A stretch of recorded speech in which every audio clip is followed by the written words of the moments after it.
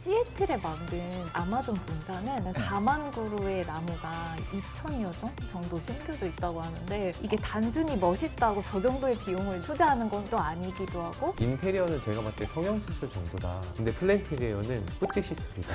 라는 말씀을 많이 드려요. 건축주님들이 많이 이제 의뢰를 주시는데 그 이유가 인테리어의 치트키가 아닌가라는 생각이 드는데요. 그 긴 동선에 시선이 걸리는 제일 끝에 거기에 식물을 놓으면 되게 임팩트 있게 활용을 하실 수가 있습니다.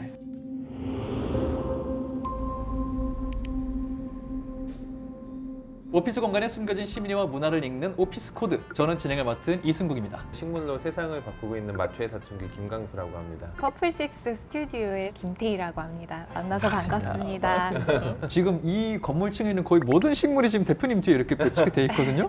이 정도면 충분한가요? 적습니다. 이것도 적어요? 너무 적고요. 네. 식물로 공기정화를 한다고 하잖아요. 식물이 한 공간에 70% 이상이 있어야 공기정화가 돼요. 제작진분들 참고해 주시고요. 혹시 네. 나사에서 지정한 공기 정화 식물 이런 얘기 들어보셨나요? 그럼요. 네. 나사가 왜 그런 걸 해요? 나사가 그런 것도 하는 곳이에요? 실제로 이제 나사에서 공기정화 식물 지정한 적이 있었고 나사 얘기도 우리가 나오긴 했는데 실제 해외 뭐 대기업 같은 경우에는 플랜테리어라는 걸 굉장히 많이 신경 쓰고 있는 추세다라고는 좀 살짝 들었거든요. 시애틀에 만든 아마존 본사는 이게 오피스가 아니라 식물관을 만들려고 했구나 오해할 만큼 4만 그루의 나무가 2천여 종 정도 심겨져 있다고 하는데 대표님 보시기에 저 정도면 네. 어떻게 좀 평가를 해요? 우선 너무 잘 됐다. 아마존이라는 이제 컨셉에 맞춰서 아마존은 물론이고 정말 많은 세계 각국에서 식물을 다 들여왔는데요. 천문학적인 금액일 것 같긴 하거든요. 그래서 아마존 저게 대충 얼마 든 것 같아요? 그래도 한 100억에서 200억 정도 들지 않았을까라는 생각이 듭니다. 나무 4만 그루 저 공간 다 제외하고 그것만 네. 해도 맞습니다. 좀 관리비 저런 거는 엄청 나갈 수밖에 없는 거 아니에요? 식재 설계를 하는 데 있어서 큰 비용이 들지 않거든요. 초기에 준비를 잘 한다면 오히려 관리비는 안 들 수도 있습니다. 요즘 이제 웬만한 기계들이 다 IoT를 통해 가지고 모바일 하나로 컨트롤이 가능하잖아요. 네네. 식물을 키우는 방법도 그렇게 다 가능합니다. 근데 어떤 면에서는 잘 모르면 돈만 너무 많이 쓰게 될 수도 있다. 질문을 안 드릴 수는 없어요. 네, 맞습니다. 사실 기업들이 잘 몰라요. 식물을 왜 두고 싶은지, 그 비용을 얼마큼 쓸 수 있는지를 파악하고 나면 단순히 식물 몇 개뿐만 아니라 다양한 환경 자체를 얻을 수 있어서 말씀하신 거 동의하시나요? 네, 맞습니다. 이게 단순히 멋있다고 저 정도의 비용을 투자하는 건 또 아니기도 하고 그 효용성이 어디에서 오는지 한번 알아보려고 하고요. 그리고 효과를 더 크게 만들 수 있는 팁들이 있어요. 꼭 비용을 많이 들이지 않더라도 그래서 그것도 같이 한번 이야기해 보려고 합니다. 그럼 여기서 이 질문을 안 할 수가 없어요. 트렌드 지나가면 없어지는 유행일 수도 있다. 이 부분은 어떻게 좀 생각해야 될까요? 이 회사뿐만이 아니라 또 이렇게 어마어마한 투자를 많이 하는 기업들이 글로벌리 많아지고는 있습니다. 더 많은 그 뒷배경들을 살펴보면 바이오필릭이라는 생소한 단어가 나와요. 자연을 사람이 본능적으로 좋아하는 심리를 바이오필릭이라고 말하고 좀 더 큰 개념이군요. 네, 접근할 때부터가. 맞아요. 단순히 식물을 심는 거에서 끝나지 않고 자연적인 질감을 느끼게 한다거나 또 형태가 자연의 형상을 따른다거나 승국님 앉아 계신 이 의자의 동글동글한 모양 네. 그리고 양털의 자연 소재의 느낌을 내는 부클감 그리고 제가 가지고 있는 이 쿠션도 마찬가지고요. 그리고 위로 올려다 보면 이 조명이 가지고 있는 이 유기체적인 형상들이 다 바이오필릭 효과를 높이기 위해서 구현되고 있는 디자인 요소들입니다. 제가 진짜 잘 몰라서 여쭤보는 건데 막 갖다 붙이시는 거 아니죠? 약간 두고 뭐 지금 다 바이오필릭이라고 하시는 거 아니죠? 요새 트렌디한 거 좋아하시는 분들, 홈 네. 인테리어에 관심이 있으신 분들은 세라믹인데 매트한 느낌이라던가 스톤의 질감을 내는 바닥재라던가 고재도 요새 많이 찾으시거든요. 그리고 더 중요한 거는 네. 바깥 풍경이에요. 창밖으로 비가 내리게 하는 그런 카페들도 있거든요. 바람 소리, 물이 보이는 거, 바깥 풍경, 5개의 공기, 채광까지 다 결합돼서 바이오필릭 디자인이라고 하고 생각보다 굉장히 광범위하게 적용될 수 있는 개념이네요. 바이오필릭이라는 게. 네. 왜 이렇게 좀 화두가 된 거예요? 단기의 트렌드는 아니고요. 대표님께는 좋은 소식인데 장기로 갈 것 같습니다. 그 이유는 네. 아주 유명한 심리학 이론이 있는데요. 네. 주의 회복 이론이라는 게 있습니다. 네네. 지금은 우리가 뭐 테크 기업이나 IT 서비스 업종이 산업을 견인하는 시대다 보니까 고도의 두뇌 노동할 때 떨어지는 주의 집중력을 끌어올릴 때 자연환경 그리고 바이오필릭 요소들이 중요하다고 합니다. 이게 유행이 아니라 우리의 직원들이 고도의 두뇌 노동을 더 잘하라고 투자하는 걸로 보여집니다. 되게 과학적인 접근들이 있네요. 이 모든 거에. 사실 저도 몰랐던 부분인데요. 대표님 아셔야 되는 거 아니에요? 이런 연구를 또 해주시니까 네. 저희 입장에서는 너무 감사하고요. 일단 그럼 그 효과들을 하나씩 좀 짚어보도록 하죠. 일단 예쁘잖아요. 네. 그런 걸 많이 원하세요? 좀 이렇게 오피스 구축하실 때 예뻤으면 좋겠어요라는 수요가 얼마나 있나요? 이뻐 보이는 건 당연하고요. 비용 걱정부터 많이 하세요. 그쵸. 근데 제가 그런 분들에게 한 가지 이제 예시를 들어드립니다. 네. 인테리어는 제가 봤을 때 성형수술 정도다. 근데 플랜테리어는 뿌띠 시술이다. 라는 말씀을 많이 드려요. 네. 정말 적은 비용으로 빠르게 바로 적용할 수 있다라고 말씀을 많이 드리는데 한 번에 이해가 되네요. 네. 더 좋은 효과를 많이 보신 분들도 계세요. 네. 건축주라는 건축주분들이 네. 아예 건축주님들, 네. 건축주님들이 많이 이제 의뢰를 주시는데 그 네. 이유가 경기가 안 좋다 보니까 공실이 생깁니다. 음. 이 공실을 채우기 위해서 이 뿌띠 시술을 많이 이용합니다. 작은 비용으로 공간을 좋게 만들어 놓고 네. 같은 비용이라면 이런 데서 나 여기를 임대할래. 나는 이런 것도 많이 하고 있고요. 건물을 이제 매각하시려고 하시는 분들도 우리는 조경까지도 이렇게 많이 신경 쓴 곳이야라고 해서 더 높은 가치를 받고 매각하는 경우도 상당히 많아지고 있습니다. 건축주님들이 좋아하실 수밖에 없네. 뿌띠 시술. 제가 생각해도 인테리어의 치트키가 아닌가라는 생각이 드는데요. 집을 매매할 때, 매도할 때 화병에 꽃이라도 꽂아놓으면 잘 나간다고 하거든요. 그래요? 네, 그런 것처럼 저희가 많이 제안 드리는 거는 문을 열고 들어갈 때 문 앞에 네. 태깅하는 장소라던가 책상들이 밀도 있게 들어가는 그런 공간 사이사이라던가 이런 데 놨을 때는 적은 돈으로 큰 효과를 볼 수가 있습니다. 내가 많이 바라보는 곳, 네. 그리고 너무 빽빽하게 앉은 곳 이런 곳들에 활용하시면 좋을 것 같아요. 삭막하다는 느낌을 좀 많이 줄여주는 것 같아요. 사무실에 네. 보통 생각하는 이미지에서. 네. 그러면서 이제 내가 안 보이게 가려지게 막 이런 분들도 있을 것 같아요. 네.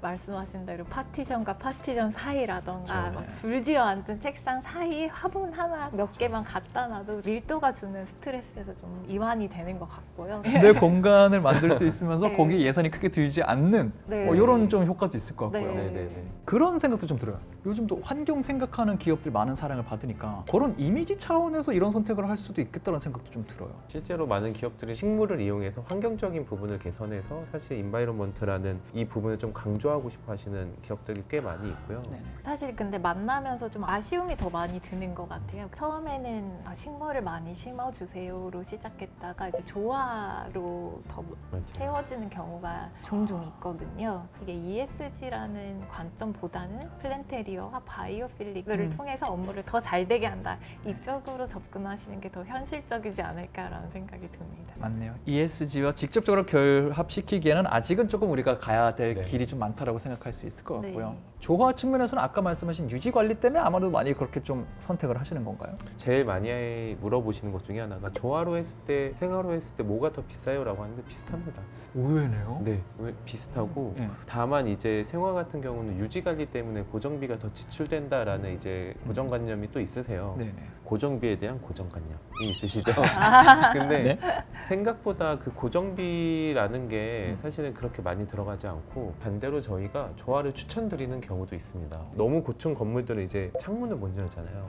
아니면 지하에 볕이 안 드는 공간이라면 그러면 저희가 사실 생화를 추천드리진 않아요. 근데 만약 처음 설계할 때부터 저희가 들어간다라고 하면은 그 설계를 좀 해드리기 때문에 이제 생화가 가능하고요. 그게 아니라면은 사실 많은 부분 조화를 선택할 수 없는 환경들이 생각보다 많습니다. 아무리 유지 관리 하더라도 죽을 수밖에 없는 환경이거든요. 그러게 사실 식물 잘 못하면 그냥 다 죽잖아요. 이 관리 잘 못하면 맞아요. 사실은. 보통은 문제가 두 가지에서 많이 발생합니다. 예, 예. 첫 번째로는요, 밥을 너무 많이 먹어요. 말라가는 과정은 눈으로 가시적으로 보입니다. 맞아요. 그렇기 때문에 내 식물이 어디가 안 좋아라고 하면은 물을 끊으시면 돼요. 네. 근데 보통 사람들의 심리가 뭐냐면 얘가 상태가 안 좋아. 더 먹어, 더 먹어. 아플 때 많이 먹어야지. 한 숟갈 더 먹어, 네, 하노. 계속 물을 줘요. 네. 그래서 물을 너무 많이 줘서 죽는다. 그건 몰랐네요. 그리고 두 번째 같은 경우는 관심에서 죽어요. 관심을 줘야 되는 거 아니에요? 관심을 너무 많이 줘도 죽습니다. 뭐 예를 예를 들어, 들면은 이 식물은 이 물을 좋아하잖아요. 그러니까 물이 들어간 모든 걸 좋아한다고 생각하세요. 뭐 탄산수, 커피, 뭐 이것도 물이잖아요. 야 요즘 시골 보면은 뭐 커피가루 해가지고 비료로 준다니까. 아 커피가루 준다니까 커피도 마시겠지. 그럼요. 이거 좋은 원두야 이러면서 절대 그런 관심은 오히려 사양합니다. 식물들이. 얘가 상태가 안 좋고 말라갈 때만 물 한 번 주면 되는구나만 알고 계셔도 충분히 식물을 잘 키우실 수 있습니다. 커피 주지 마세요, 여러분. 크든 작든 간에 내가 업무하는 공간에 플랜테리어를 좀 도전해보고 싶다.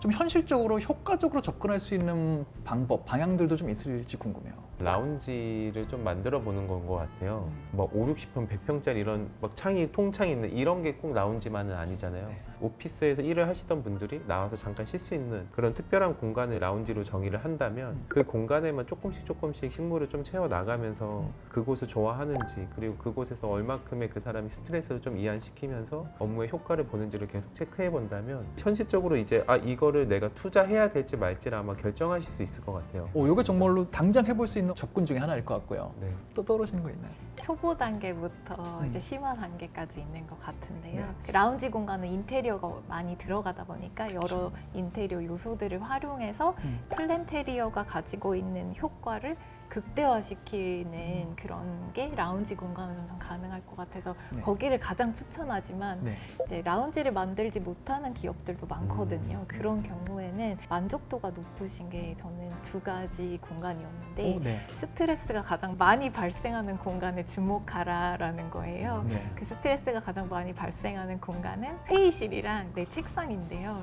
첫 번째 회의실에서는 혼날 때도 많고 뜻대로 안 돼서 화가 그럼요. 올라올 때도 있으니까 그럼요. 네. 그럴 때 비용 대비 효과를 크게 느끼신다는 생각이 들었고 그거보다 조금 더 투자하신다 하면 업무 공간, 내 책상에서 풀리지 않는 문제들을 맞이할 때 주변에 식물들이 있으면 좀 좋으니까 아까처럼 시선도 좀 가려주고 네. 네. 가장 기초 단계는 저는 입구라고 생각합니다. 딱 오피스 입구? 네, 출근하기 싫잖아요. 출근하러 딱 맞아요. 올 때 네. 입구에 식물이 있고 그리고 코어라고 저희가 부르는데 엘리베이터 홀 근처로 동선이 되게 긴데요. 네. 그 긴 동선에 시선이 걸리는 제일 끝에 거기에 식물을 놓으면 되게 임팩트 있게 활용을 하실 수가 있습니다. 자기 우선순위에 따라서 딱 선택하시면은 나만의 플랜테리어 입문을 좀 하실 수 있지 않을까라는 네. 생각이 좀 드네요. 혹시나 또 보시는 분들에게 도움이 될 수도 있으니까요. 뭐 하고 싶은 말씀 있으신지 궁금해요. 제가 최근에 오피스 생활들을 몇 번 하다 보니까 추천드리는 식물들이 좀 생겼어요.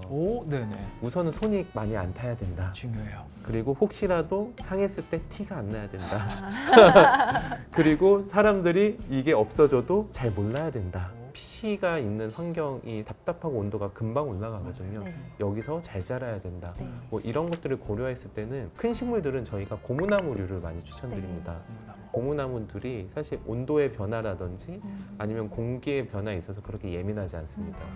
하지만 생각보다 공기질 향상에 되게 많은 도움을 주고 있고 다만 가정집에는 많이 추천을 안 드려요. 고무액 같은 게 나옵니다. 반려동물이 있는 가정집이나 아이를 키우는 집에는 추천드리지 않지만 이제 사무 환경에서는 상당히 좋은 큰 식물로 많이 추천을 드리고 좀 낮은 식물로는 몬스테라를 많이 추천드려요. 몬스테라. 이름 한번 써보시면 몬스터. 네, 딱 느낌이 네, 그런데. 몬스터에다가 A만 붙이면 몬스테라거든요. 그만큼 번식력이 어마어마합니다. 괴물 같은 어마어마한- 번식력. 네, 괴물 같은 번식력. 내가 죽더라도 얘는 살린다 하면서 그렇게 자라는 아이기 때문에 그렇게 두 가지 많이 추천드리고 있습니다. 영상 보신 분들 공통적으로 검색할 거 몇 개 나왔네요. 나사 14종, 몬스터, 고무나무. 네. 저는 플랜테리어를 지금처럼 네. 앞으로도 쭉 많이 활용하시면서 이제 업무의 능률도 개선되는 것도 한번 느껴보셨으면 좋겠다 이런 생각이 듭니다. 오피스 공간에 숨겨진 심리와 문화를 읽는 오피스 코드 여기서 인사드리도록 하겠습니다. 다음에 봬요. 고생하셨습니다. 고생하셨습니다. 고생하셨습니다. 감사합니다.